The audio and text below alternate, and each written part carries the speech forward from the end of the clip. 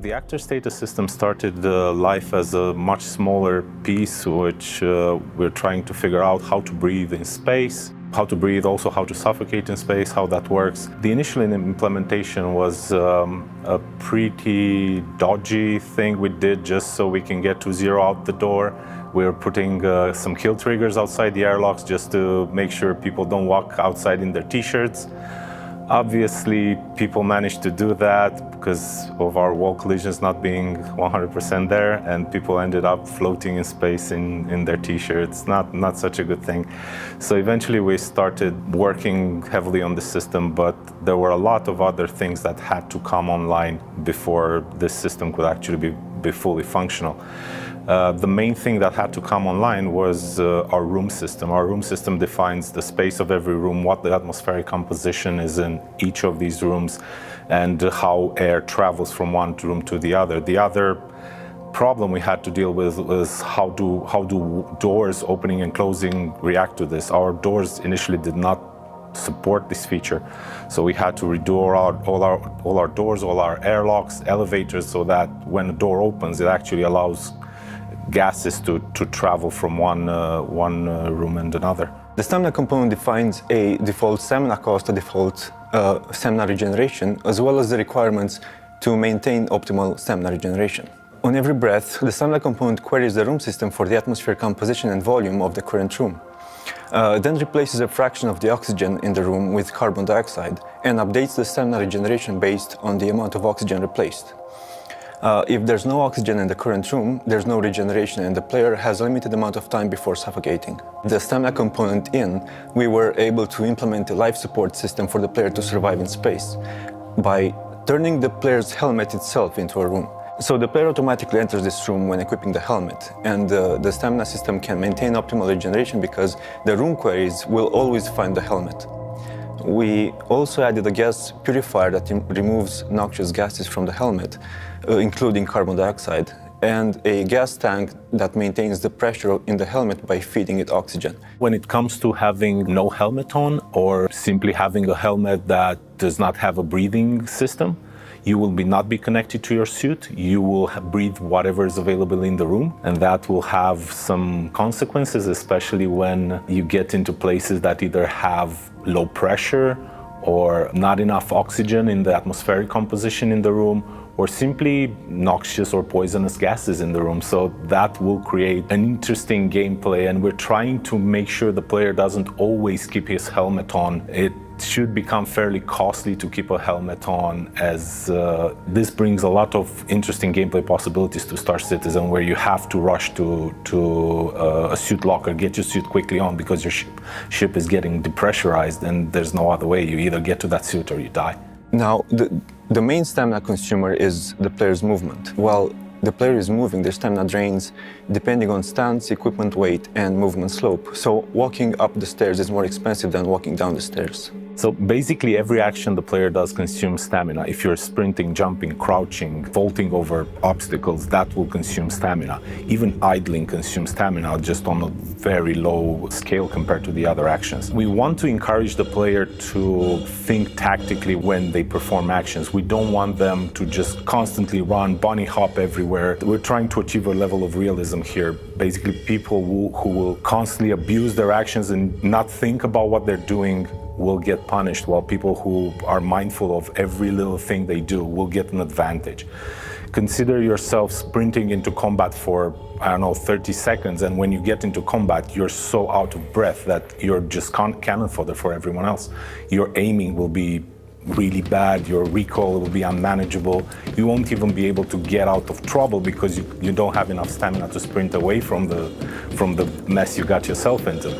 So this way, people who arrive fresh in combat will be way more effective than people who just rush there and not achieve much. Walking instead of sprinting will still consume some stamina, but your regeneration, if nothing's wrong with your character, like chest wound or something like this, they will still regen more than you consume when you walk. But you also have the option of completely stopping, and when you completely stop, then you get the maximum regen because your character is not doing anything. He's still consuming stamina because he's idling, because we want to start consuming oxygen out of your oxygen tank. Basically, if you just idle in 2 hours in space, you might run out of oxygen. But if you sprint for 10 minutes, you might run out of oxygen. It's the same because you start consuming way more. The player abilities are the secondary consumers of stamina. An ability consists of a type, a stamina requirement, a stamina cost, and 2 checkpoints in the game code saying, okay, this is where this ability starts and this is where it ends. You can only access this part of the code if your stamina is higher than the requirement for it. The cost can also be processed in different ways. There's instant cost, like for jumping or vaulting. There's lasting cost, like for sprinting and holding breath. And there's also conditional cost, which is instant cost that depends on what other abilities are running at the time. And all that was good until, we added equipment weight into the mix. Jumping with heavy armor and a railgun on your back on Jupiter is a lot more expensive than jumping with a light armor on the moon. So this meant all abilities suddenly had variable costs. So the designers couldn't reliably adjust the ability cost to ensure the player experience. We fixed that by taking the remaining stamina into account instead of current stamina. So instead of saying you need 20% stamina to be able to jump, we are saying jumping is not allowed to drain your stamina below 10%. To show the player status, we are using different combinations of post effects. The problem is when several status conditions are using the same post effect, like for example, when bleeding at low health and low stamina, and all these conditions modify the brightness. So we needed each effect to be noticeable enough on its own, but also not go crazy when stacking with each other. So we implemented a centralized component that runs with customizable rules. With a new implementation, you can say, for example, all contrast modifiers after the first one have their strength reduced by 50%, and together they can never exceed a certain value. The buff system has been in the game for a while, but we never really had a reason to use it extensively. Buffs are pieces of data that consist of a type, a value, and sometimes a time limit. Their purpose is to allow virtually anything in the game to modify the player status using a simple interface. The actor buff component receives all the buff requests and automatically stacks the buffs of the same type together and broadcasts the new value over the network. Bleeding is implemented as a debuff in game right now. When a body part takes damage, it applies a stack of bleeding with a value of 1. That means the player will take 1 damage per second from bleeding. Taking damage to another body part applies an additional stack of bleeding, so the player will now bleed for 2 health every second. Healing one of these body parts will remove the corresponding buff. The buff component, together with the stamina, health, breathing, abilities, and G-force components, make up what we call the actor status system. We use it to change the gameplay experience depending on what happens to the player. So for example, in the new version 3.0, taking damage to the arm will affect the player's combat abilities like recoil and weapon sway. Damaging the legs will affect navigation, reduce the movement speed, and increase the stamina cost for jumping and sprinting. Damaging the torso will decrease your stamina pool and regeneration. Running out of stamina or pulling too many Gs will make the player pass out, and so on.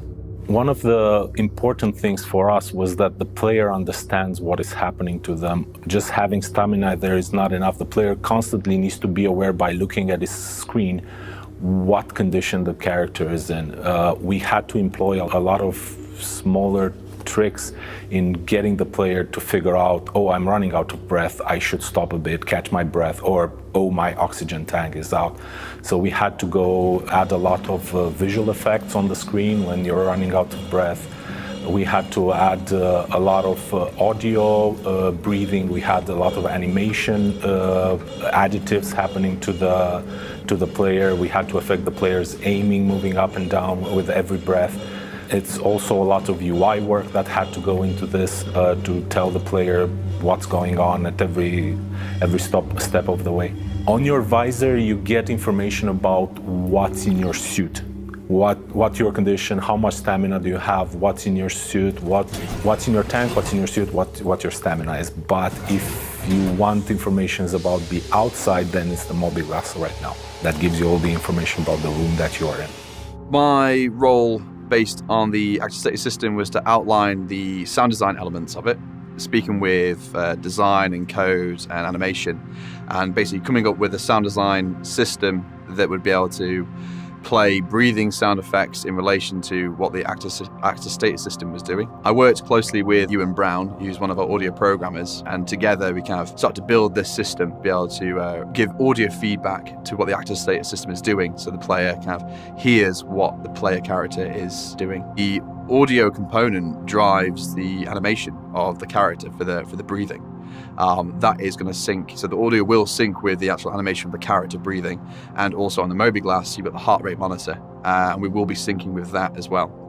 So heart rate, breathing rate will all be in sync. It's all driven from the same system. The first step for me was doing a bit of research to find out what breathing styles we're going to need and their relative speeds and characteristics. So I thought best thing to do was to record myself rather than getting some talent in, because I didn't know if it was going to work. And what I did first of all is set up a tempo map. I decided to go along and just record myself at different beats per minute, BPM. So we started at 20 beats a minute, and then every couple of bars I increased the speed by 5 BPM. So it ranged from 20 BPM up to 190 BPM. So in that actual time, we went from a 3-second inhale and 3-second exhale up to a 0.3 of a second inhale and 0.3 of a second exhale, which is really, really fast. So a lot of fun recording that. The benefit of recording to the tempo map is you got a lot of variation and you got a lot of assets dead very, very quick. However, the downside was I didn't realize how breathing rapidly without needing to, how much that could mess you up. I did nearly pass out a couple of times at the upper end of the BPM scale. Fortunately, it didn't. Once I got enough material, what I did is I edited it all together. So I split all the inhales and all the exhales for the specific BPM and then bounced them all out of Reaper. So I had individual inhale assets and exhale assets. The actor status system sonically consists of 3 main elements. So you've got the breathing styles, which are the different types of breathing. Then we've got the grunts and vocalizations. And then we've also got the SFX support. So that's like sound effects relating to your suit, like alarms and like UI elements and stuff like that. Currently, we have 13 breathing styles. That will most likely increase. That's currently split across 2 suites. So we've got a breathing suite for FPS, so we're just running around. We also have a breathing suite for piloting, because in those 2 different situations, you will be using different styles of breathing. So in FPS, you'll be having normal breathing, recovery breathing, when you're fatigued, taking damage and injury. But then when you're piloting, we use specific breathing styles for that situation. One of them is called AGSM, which is anti-G-force straining maneuver, also known as the HIC technique. And it's a technique pilots use to stop passing out over high Gs. It kind of like they force their blood pressure to remain high in like their head and stuff like that. So when you're pulling really high Gs, you'll start hearing them going, HIC! I watched loads of reference material on the kind of the stresses and strains these pilots put themselves through is insane. So the game actually calls discrete inhale and exhale triggers, which is great. The level of fidelity that we've got is brilliant. So the actor status system and the audio component in tandem pass particular values in relation to stamina, O2, health, even like composition of the oxygen and the atmosphere in the room. That feeds into our audio component, which I have control through via DataForge. There's a DataForge record that I can control the breathing suites, the breathing styles, and all the conditional transitions. And through that, I can dictate which breathing style is played at a certain time and how that breathing style correlates to the values that are being passed from the actor status system. So the actual audio exists in Wise, which is our audio middleware tool. With these currently 13 different styles of breathing, they all live in their own discrete actor mixer hierarchy. Within that actor mixer, there's a blend container which contains inhales, and there's a blend container that includes exhales. So they'd be triggered independently, one after the other. Within that, they each have a range of random containers ranging from the 20 BPM all the way up to 190 BPM. And then the blend containers actually respond to an RTPC, which is a real-time parameter control, which takes the values from the actor status system and the audio component, and that selects which of the BPM breaths it should play. Then the game calls the play trigger, which is like play, breath, inhale, or play, breath, recovery, exhale.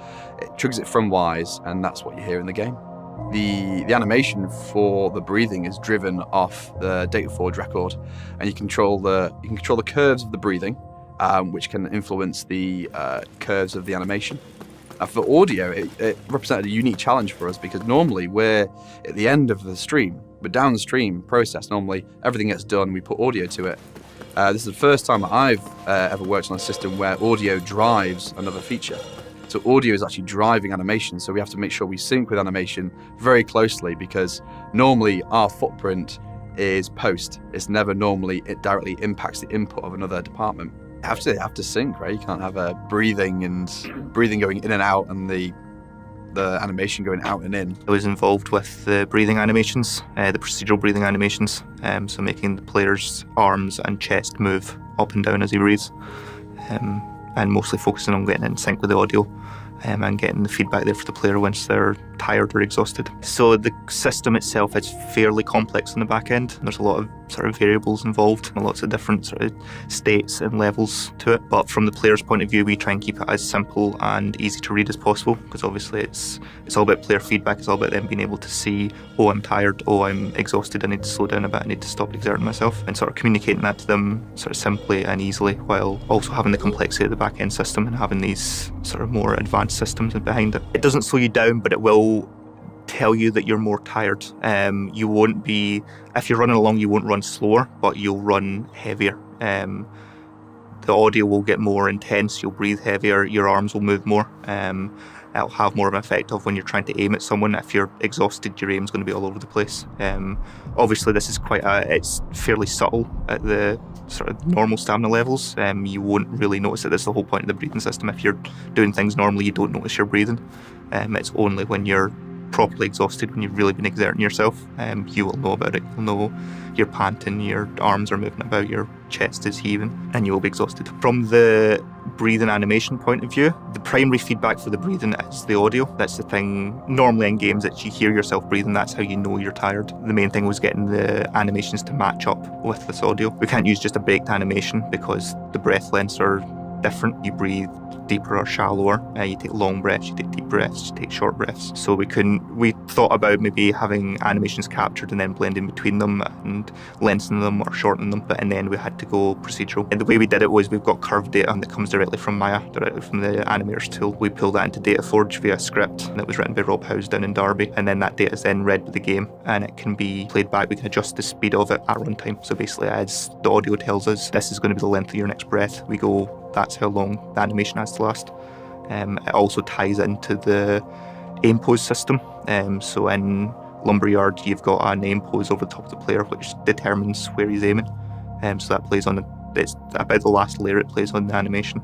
And it points the gun where he's looking. It adjusts him if he's looking straight up, it points the gun straight up. If he's looking down, he looks straight down.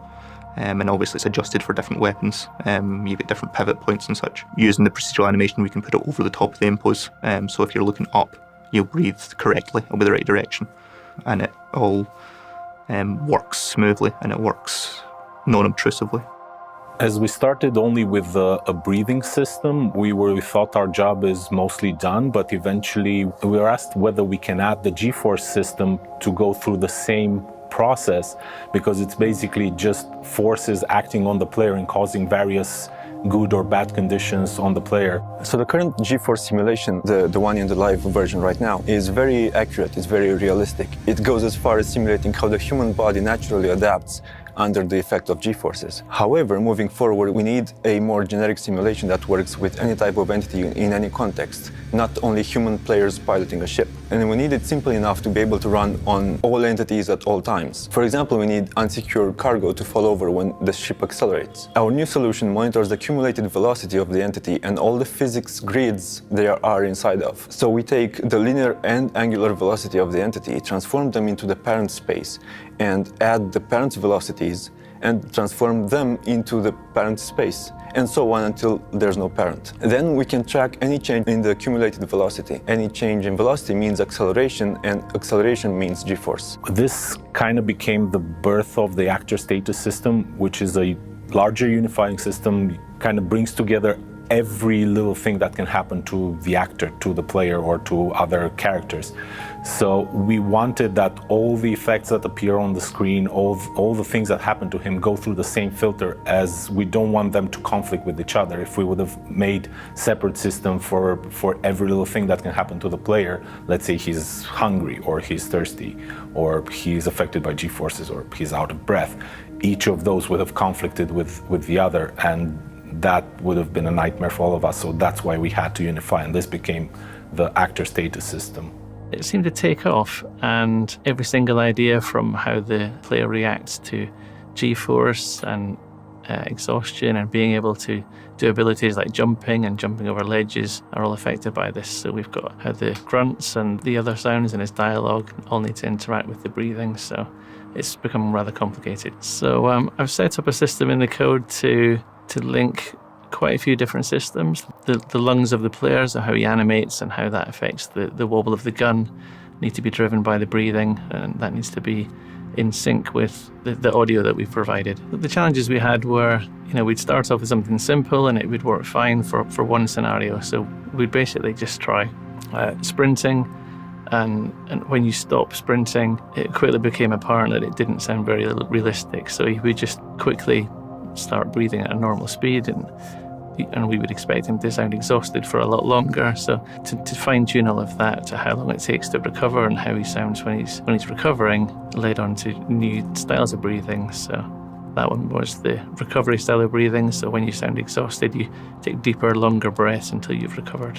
I set up a system using our usual user interface for the dev team, DataForge, and we started off with just basically it looks like a table of numbers and parameters for the different ranges of breathing speeds and lung volumes that would need to be taken in to give the player the amount of oxygen back into his system to make him recover his stamina, which is the ultimate goal of the breathing. Given the amount of oxygen in the atmosphere or the room, we calculate how much stamina he can regenerate. So for each breathing style, we tend to have a Bezier curve to make it possible to fine-tune the amount of stamina that he's got or needs, translates into how fast he needs to breathe or how deep he needs to breathe. Quickly from there, we realized we had so many different styles of breathing, like when you're injured or recovering from exhaustion or piloting a ship and experiencing high G-force. The transitions between these became so complicated to manage, we couldn't just do a straight interpolation in between each one. I set up a new thing which we termed a breathing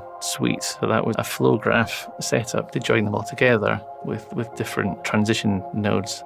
In the transition node itself, we'd have a flexible number of conditions that would make it follow the different parts of the flow graph to a different style. So we've expanded that with so many parameters like checking the health or the stamina or the G-force or whether you're blacking out. And we can get it to react in so many ways that make it sound realistic that I think we've got more than 14 different styles, and it really gives the player a feeling that something realistic's happening. So the actor status system in general tracks a whole lot of variables, things like exertion, you have stamina, of course, and that all ties into the room system, which has oxygen, but a room may not have just oxygen, has other things, might not have a full pressurized atmosphere. So it's important for the UI to sort of communicate state of your surroundings are, what kind of oxygen is present in your current atmosphere, basically. So if you go into an airlock and, you depressurize, then your oxygen tank won't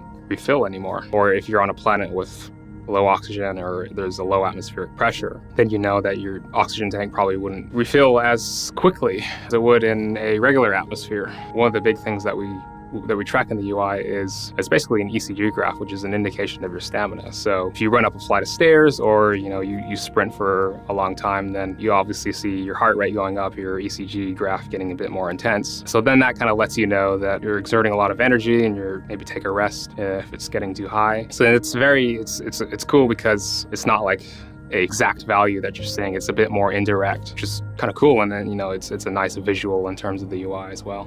This is displayed on your mobiGlass, and we're also going to be displaying it on the visor as well. So, obviously, in kind of a very important piece of information that you pretty much want to have most of the time and be available to you at all times. So we have it in the HUD, but there's additional information in the mobiGlass that we have. Obviously, another good thing to know about actor status is what is the state of your surroundings. So, in your immediate atmosphere, because you can go in and out of rooms. Different planets might have different atmospheres, different atmospheric pressures, different atmospheric compositions, and that all affects how quickly your gas tank would refill. Let's say if you're running low on oxygen or something and you want to refill it, or whether or not it's safe to take off your helmet or not. You can pull up your Mobiglass to see, kind of like in that movie The Martian, where it's checking his status. For planning ahead, this will be only dependent on the tools the players have. We want to give them the most basic tool, which is the Mobiglass, to just check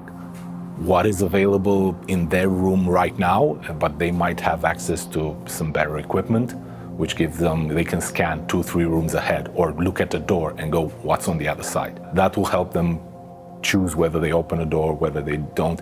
Also on the doors, the refactoring of the doors, we have indicators now that what the conditions are on the other side. You will always get a warning. There will be a red light if something's wrong on the other side. You will not be able to, you will be able to, but it's your problem if you just want to open a door to outer space.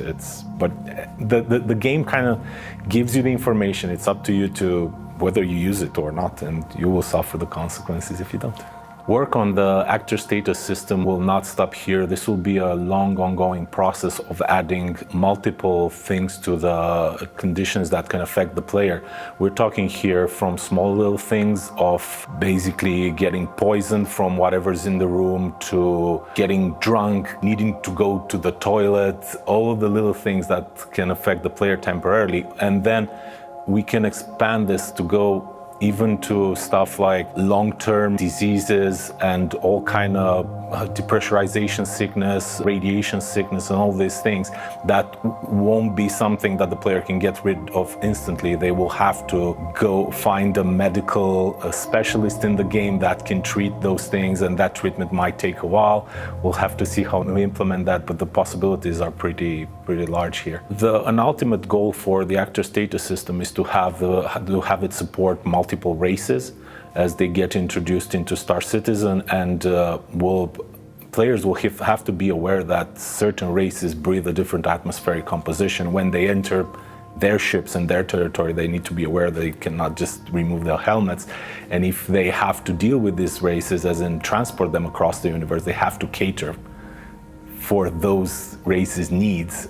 They can't just shove them in a place full of oxygen. They might not like that. They might simply suffocate, or they might have adverse conditions to certain chemical elements that humans just love. It needs to feel real. You need to be aware of every little thing that's happening in the world. You need to be aware of this room might be completely depressurized. That's why we give the player tools. They have the Mobiglass app that they can use to check, oh, this has 0.1 poisonous gas, this does not have enough pressure, this oxygen is too much here, rather than just too little, and you might have a hyperoxia problem if you breathe that for a lot of time.